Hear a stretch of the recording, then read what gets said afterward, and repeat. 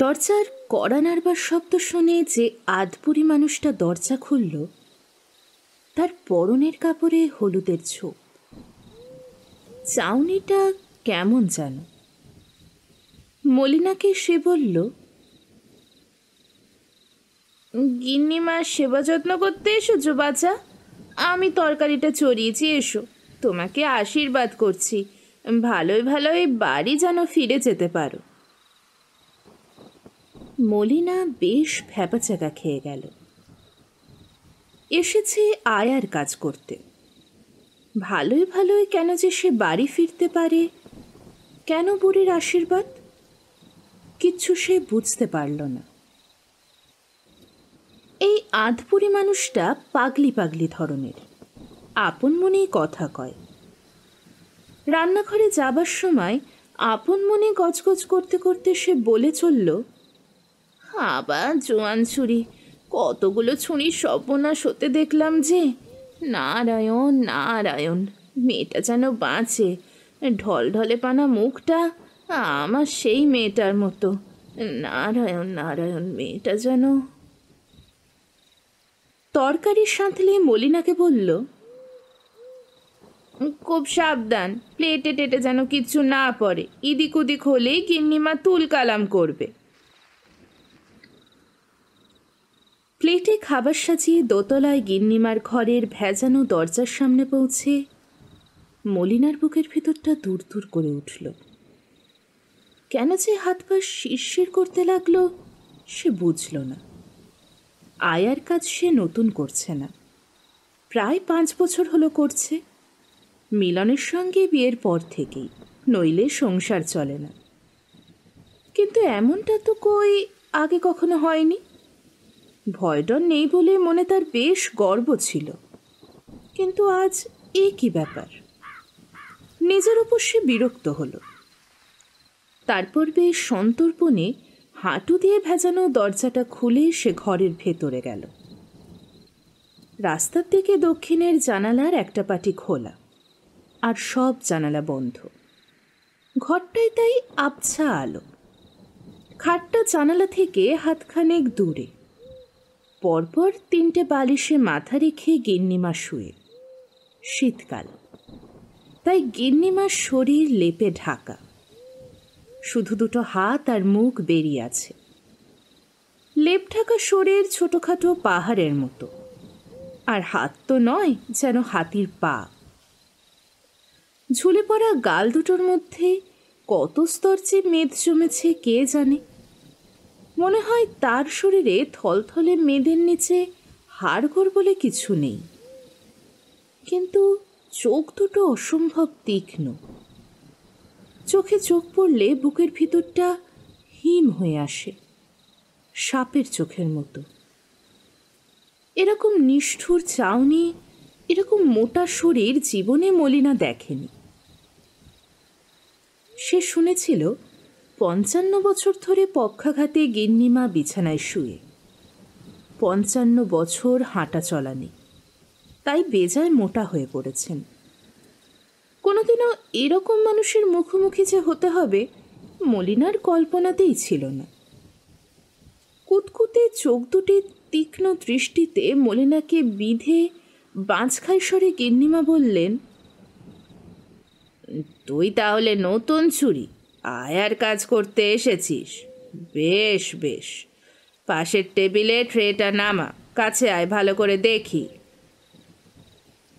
Tray নামিয়ে খাটের পাশে দাঁড়িয়ে গিন্নিমার চোখ দুটোর দিকে আবার তাকাতেই মলিনার মাথার মধ্যে সব কিছু যেন উল্টো পাল্টা হয়ে গেল। মনে হলো তার শরীরের মধ্যে দিয়ে যেন কারেন্ট বয়ে যাচ্ছে। মনে হলো সে যেন ডুবতে বসেছে, তার শরীরটা যেন গলে যাচ্ছে। মনে হলো এই ঘরটা যেন নেই, খাট চেয়ার টেবিল আলমারি নেই, গিন্নিমাও যেন নেই। আছে শুধু কুতকুতে 2টো চোখ আর ভয়ঙ্কর নিষ্ঠুর একটা চাউনি, আর কিছু নয়। কিন্তু সেটা মাত্র কয়েক মুহূর্তের জন্য। তারপর ধীরে ধীরে স্পষ্ট হয়ে উঠতে লাগলো ঘর, টেবিল, চেয়ার, খাট, আলমারি আর গিন্নিমার ঢাউস শরীরটা। গিন্নিমা চোখ বুজে বললেন, তোর বয়সটা বেশ কাঁচা বলেই মনে হয়, 22-23-এর বেশি নয়। শরীরটা মজবুত আর বেশ পুরন্তও, কিন্তু রূপের জৌলুস নেই। তোর বয়সে আমি ছিলাম যাকে বলে ডানা কাটা পরি। এক মাথা ঘন চুল, মাখনের মতো গায়ের চামড়া, ছিপছিপে শরীর। কোমরটা তোর মতো ভারী নয়। কত ছোঁড়ার যে মাথা ঘুরিয়ে দিতাম, কত ছোঁড়া যে আমার সঙ্গে প্রেম করার জন্য হন্যে হয়ে ঘুরতো যদি জানতিস। কিন্তু আজ 55 বছর ধরে বিছানায় পড়ে, 55 বছর মেঝে পা দিইনি, কিন্তু সে দিনগুলোর কথা ভুলিনি, যখন রূপসী ছিলাম, যখন জোয়ান ছিলাম, যখন যৌবন ছিল। গিন্নিমার কথা শুনে তার জন্য মলিনার কিন্তু বিন্দুমাত্র করুণা হলো না। তার শরীরের অবশ ভাবটা আর নেই, কিন্তু তার বদলে মাথার মধ্যে হঠাৎ শুরু হয়েছে অসহ্য একটা যন্ত্রণা। মাথার মধ্যেকার দপদপ যেন কানের মধ্যে ধাক্কা দিচ্ছে। মলিনা তখন ঘর থেকে এক দৌড়ে একতলার রান্নাঘরে আধপুরি মানুষটার কাছে পালাতে পারলে বাঁচে। হঠাৎ সুর পাল্টে গিন্নিমা বলে উঠলেন, এই ছুরি, জবুতো বয়ে দাঁড়িয়ে রইলি কেন? বালিশগুলো একটু উঁচু করে দে, নইলে খাবো কি করে? মলিনা মাথার বালিশগুলো ঠিকঠাক করছে। এমন সময় গিন্নিমা আচমকা তার ডান হাতের কবজিটা চেপে ধরলেন। ওহ! এই মেদবহুল থলথলে হাত দুটোর মধ্যে এমন প্রচণ্ড শক্তির কথা কে কল্পনা করতে পেরেছিল? গিন্নিমার ঠোঁটে একটা ধূর্ত হাসি ফুটে উঠল। তারপর অন্য হাত দিয়ে মলিনার কনুই থেকে কাঁধ পর্যন্ত হাত বোলাতে লাগলেন। একবার আলতোভাবে চিমটি কাটলেন। হাত বোলাতে বোলাতে গিন্নিমা বলে চললেন, তুই ভেবেছিলি আমি একটা থলথলে বুড়ি? মোটেই নয়। শুধু খাবারে আমার তৃপ্তি নেই, জোয়ান বয়সের দিনগুলোর কথা একটুও ভুলিনি। জোয়ান বয়সের গা শিউরনো আয়েসগুলোর কথা। ভেবেছিস বুঝি ডবকা ছুঁড়ি বলে একাই তুই সেগুলো ভোগ করবি, তাই না? তোর সিঁথিতে সিঁদুর, নিশ্চয়ই তাহলে বিয়ে হয়েছে, বরটা বেঁচে আছে। তোর বরের গল্প করে যা। ছোকরা লম্বা, জোয়ান। কিরকম জোয়ান? রোজ তোর সঙ্গে প্রেম করে। কবার করে প্রেম করে? খুব তাগড়া, খুব তাগড়া। বলে যা, বলে যা, বলে যা, কেমন করে প্রেম করে? কেমন করে প্রেম করে? মরিয়া হয়ে একটা ঝটকায় মলিনা তার হাত ছাড়িয়ে নিল। সঙ্গে সঙ্গে গিন্নিমার স্বর থেমে গেল, চোখের পাতা বুজে এলো।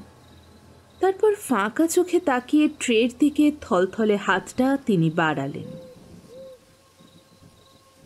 রান্নাঘরে সে যখন পৌঁছালো, সর্বাঙ্গ তার থরথর করছে, গা গুলিয়ে গুলিয়ে উঠছে। কি ঘিনঘিনে মন, কি জঘন্য মন! তার ইচ্ছে করছিল সবকিছু আছড়ে আছড়ে ভাঙতে। বালতি থেকে মগমগ জল তুলে দুহাতে হুড়হুড় করে সে ঢালতে লাগলো। আধপুরি মানুষটা তার দিকে সামান্য অবাক হয়ে তাকিয়ে বলে চলল, এর মধ্যেই গিন্নিমার সঙ্গে খিটিমিটি বাঁধিয়েছ বাছা। মানুষটার সঙ্গে মানিয়ে চলা খুবই যে কঠিন সে কথা মানছি, তবে পরের বাড়িতে চাকরি করতে গেলে অনেক কিছু সইতে হয়, তাই খুব সামঝে চলো। কত মেয়েকেই যে আসতে যেতে দেখলাম আয়ার কাজ করতে, কেউই টিকতে পারে না। সত্যি কথাটা বলেই ফেলি, গিন্নিমার মেজাজের দরুন সেই যে শ্রাবণ মাসে আয়া মেয়েটা বাড়ি থেকে পালালো, আজ মাঘ মাসের অমাবস্যে, এর মধ্যে আয়ার কাজের জন্য কাউকে জোগাড় করতে পারিনি। এ কটা মাস খেটে খেটে আমার হাড় কালি হয়ে গেছে। এর মধ্যে আমার মতো দুটো আধবুড়ি আয়ার জোগাড় করেছিলাম, গিন্নিমা তাদের দূর করে তাড়ালো।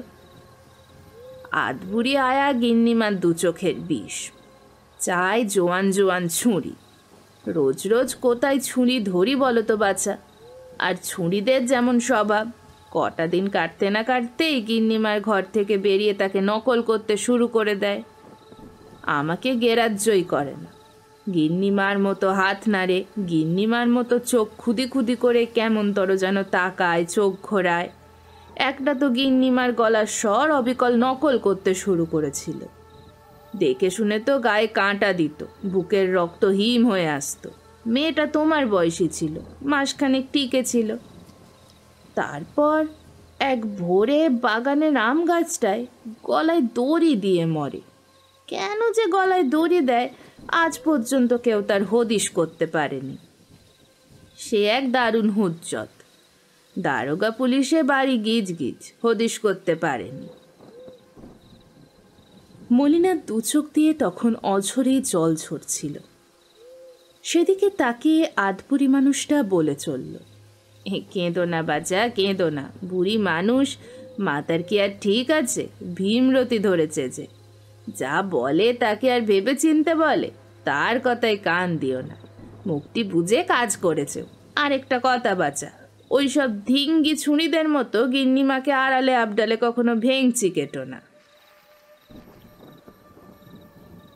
কিন্তু বেলা যত বাড়তে লাগলো, মলিনার মাথার যন্ত্রণাটাও বাড়তে লাগলো তত। তার সঙ্গে অন্যমনস্কও হয়ে উঠতে লাগলো। পদে পদে কাজে তার ভুল হতে লাগলো। পেঁয়াজ কুচোতে গিয়ে বুড়ো আঙুল কাটল, হাত থেকে পড়ে চাটনির পাথরের বাটিটা চুরমার। বেজায় বেজার হয়ে বুড়ি মানুষটা বলল, হাতে পায়ে যে বস নেই বাছা, বলি মনটা কোথায় পড়ে আছে গো? বরের কাছে। দুপুরের খাবার ট্রেতে সাজিয়ে মলিনা গিন্নিমার কাছে এলো। হাত পা তখন বেজায় কাঁপছে, গলা শুকিয়ে কাঠ, মাথায় অসহ্য যন্ত্রণা। কিন্তু গিন্নিমা তার দিকে ফিরেও তাকালেন না, একটি কথাও কইলেন না। মলিনা রান্নাঘরে ফিরে গেল, কাঁপা হাতে বাসনপত্র ধুল, কোনো মতে নাকে মুখে কিছু গুঁজল, আর কেবল ভাবতে লাগলো 7:30 কখন বাজবে, কখন তার বরের ছুটি হবে, কারখানার ডিউটি সেরে মিলন তাকে কখন নিয়ে যেতে আসবে তার স্কুটারে। মাথাটা যেন ছিঁড়ে যাচ্ছে। মিলন, মিলন, কখন তুমি আসবে মিলন? বুড়ি মানুষটার কাছ থেকে রাতের খাবারের ট্রে নিয়ে গিন্নিমার ঘরে মলিনা যখন ঢুকল, তখন সে মনস্থির করে ফেলেছে, গিন্নিমা যদি আগের মতো তার গায়ে হাত বোলাতে বোলাতে নির্বিঘ্নে কথাগুলো বলেন, তাহলে সে আর ছেড়ে কথা বলবে না। নখ দিয়ে ফালি ফালি করে দেবে থলথলে মুখটা, গেলে দেবে তার সাপের মতো ক্রূর চোখ দুটো। উফ, কিন্তু কি হয়েছে তার? এরকম ভাবনা কখনো তো তার মাথায় আসেনি। আর মাথায় তার এমন যন্ত্রণা আর তো কখনো হয়নি। কিন্তু কি আশ্চর্য, এবারও গিন্নিমা তার দিকে ফিরেও তাকালেন না, একটি কথাও কইলেন না। মলিনা রান্নাঘরে ফিরে কাঁচের বাসনগুলো ধুলো, তারপর নিজের মুখ হাত পরিষ্কার করে পুরনো হাত ব্যাগ থেকে সিঁদুর কৌটো বার করে কপালে পড়ল বেশ বড়সড় লাল একটা টিপ। এমন সময় দরজার সামনে শোনা গেল মিলনের স্কুটারের চাপা হর্ন। স্কুটারে সে কারখানায় যাতায়াত করে, ঠিক ছিল ফিরতি পথে এসে সে হর্ন দেবে, তারপর মলিনাকে পিছনে বসিয়ে বাড়ি ফিরবে। এমন সময় আধবুড়ি মানুষটা গিন্নিমার ঘর থেকে রান্নাঘরে ফিরে মলিনাকে বলল, যাও বাচ্চা, গিন্নিমার সঙ্গে দেখা করে যাও। গিন্নিমা বলে দিয়েছেন তোমার বর এসে গেছে দেখছি, তাকে গিয়ে বলছি 2 মিনিট সবুর করতে। অসহায় চোখে বুড়ি মানুষটার দিকে তাকিয়ে মলিনা আবার গেল দোতলায় গিন্নিমার ঘরে। গলায় মধু ঠেলে গিন্নিমা বললেন, তোর বর এসেছে তাই না? জানলা দিয়ে তাকে স্কুটারে বসে অধৈর্য হয়ে হর্ন দিতে দেখেছি। হ্যাঁ গিন্নিমা। বেশ বেশ, বাড়ি যাবি বই কি বাছা? বরের স্কুটারের পিছনে বসে তাকে সাপটে ধরে তোকে আর ধরে রাখবো না। এবার আমি ঘুমাবো, শুধু যাবার আগে মাথার তলা থেকে একটা বালিশ সরিয়ে দিয়ে যা। তখনই মলিনার সাবধান হওয়া উচিত ছিল ঘর থেকে দৌড়ে পালানো। উচিত ছিল সেই সর্বনেশে হাত দুটো নাগালের মধ্যে না যাওয়া। কিন্তু গিন্নিমার মধু ঝরা স্বরে তার মন খানিকটা ভিজেছিল। বিছানার কাছে গিয়ে গিন্নিমার মাথার তলা থেকে একটা বালিশ সে সরালো, আর বিদ্যুতের মতো সেই সাঁড়াশি শক্ত একটা হাত বজ্র মুঠোয় মলিনার একটা কবজি ধরে তাকে নিজের কাছে টেনে আনলো। মলিনার গলা তখন শুকিয়ে কাঠ, যন্ত্রণায় মাথাটা যেন ছিঁড়ে যাচ্ছে, আর গিন্নিমা সাপের মতো হিস হিস করে বলে চলেছেন, নারে ছুঁড়ে স্কুটারের পিছনে বসে বরকে সাপটে ধরে তোর আর বাড়ি ফেরা হবে না। জোয়ান বরটার সঙ্গে জীবনে আর রাত ভোর আয়েশ করে শিউরে শিউরে উঠে প্রেম করা হবে না। বরটা তোর কোনোদিন টেরও পাবে না সে কথা। তুই যে আর মলিনা নোস, কি করে জানবে তোর তাগড়া বর? ভাববে তার জোয়ান ছুরি ডবকা বউ আরো জোয়ান হয়েছে, কি খুশি সে যে হবে। মনে হলো গিন্নিমা যেন কথা কইছেন না, কথা কইছে সাপের মতো তার ক্রূর চোখ দুটো। দেখতে দেখতে ঘরের আবছা আলো আরও আবছা হয়ে উঠল। সেই ক্রূর চোখ দুটো কয়লা খাদের মতো নিকষ কালো হয়ে গেল, কালো আর গভীর। তারপর দুটো চোখ যেন এক হয়ে গিয়ে অমাবস্যার রাত হলো, আর মলিনা সেখানে ডুবতে লাগলো। ঘরটা বেজায় স্তব্ধ। মলিনার মাথার মধ্যে আর যন্ত্রণা নেই, সর্বাঙ্গে শুধু একটা ঝিমঝিমে অবসাদ।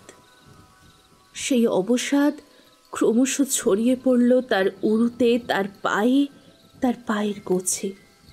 পা দুটো তার কি মোটা হয়ে গেছে, লেপের তলায় ছড়িয়ে রয়েছে, সারা নেই কোনো পাই। নিজেকে দেখতে লাগলো মলিনা। বিছানা ছেড়ে সে উঠল, কোমরের কষি আঁট করল, ঠিকঠাক করে নিল তার আঁচল। বড় আয়নায় নিজেকে দেখে মুখ টিপে হাসল। তারপর দরজা খুলে বেরিয়ে গেল। তারপর শুনতে পেল সিঁড়িতে তার চটি পড়া পায়ের চটপট শব্দ।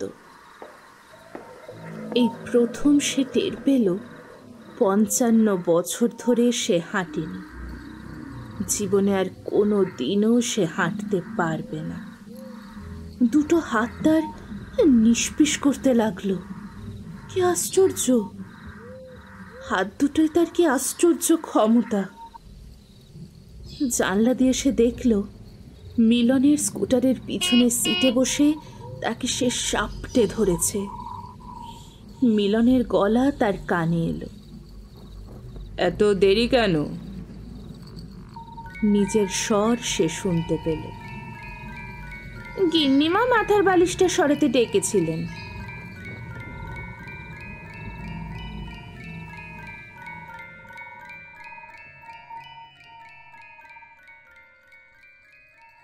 এখানেই শেষ হলো কামাক্ষী প্রসাদ চট্টোপাধ্যায়ের লেখা গিন্নিমা। গল্পটি আপনাদের কেমন লাগলো অবশ্যই জানাবেন কমেন্ট বক্সে। আর এখনও আমার চ্যানেলটি সাবস্ক্রাইব করে না থাকলে এক্ষুনি চ্যানেলটিকে সাবস্ক্রাইব করে নিন।